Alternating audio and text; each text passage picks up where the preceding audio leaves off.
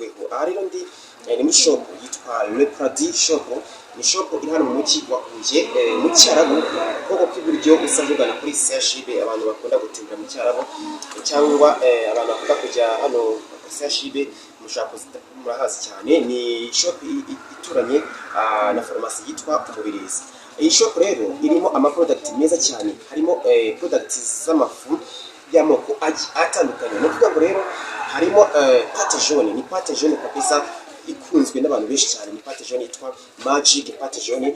Pate jaune iryoshye cyane, ni pate jaune kandi ifite umwimerere wawo nja pate jaune original. Nabizi ko pate jaune kige cyane none basiga bagenda nyine bazipirata, ariko pate jaune irangaha ni pate jaune imeze neza cyane.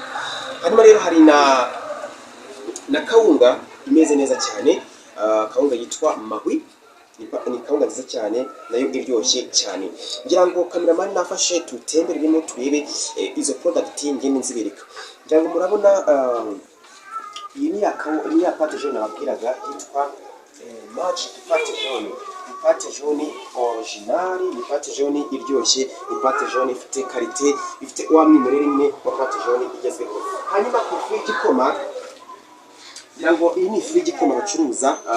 Iyi fu ni nziza rwose, ifite uruvange rw'amoko y'ibimera bitandukanye. Harimo amoko agiye atandukanye. Yitwa Ubaka Umubiri, ni ifu kabisa ikunzwe cyane. Ni ifu rwose ifite igikoma kiryoshye kandi gifite intungamubiri ku buryo umwana ukinywe ndetse n'umuntu wese wakinywa ubuzima bwe bugenda neza cyane. Harimo kawunga, kugira ngo iyi kawunga murayibona ni ibiro 10 yitwa Irahoza. Nayo ni kawunga nziza cyane ya original, ni kawunga nayo ifite karite nziza cyane, ifite umwimerere mwiza cyane. Murabona ko hari n'andi moko agiye atandukanye ya kawunga. So rero ngira ngo ikintu cya mbere ni amakuru ndayabahaye.